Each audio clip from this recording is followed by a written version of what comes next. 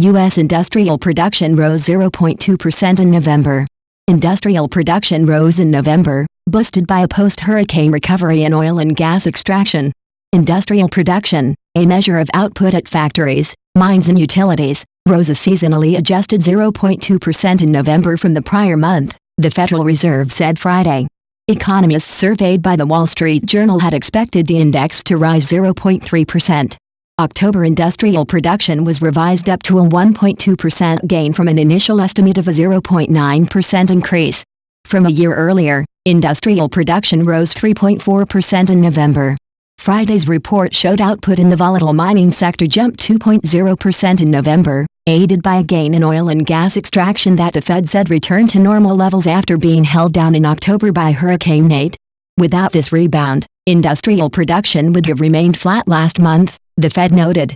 Manufacturing output, the biggest component of industrial production, rose 0.2% in November, a sharp slowdown from October's 1.4% increase.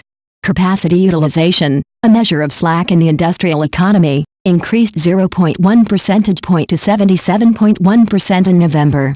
Economists had expected capacity utilization of 77.2% in November.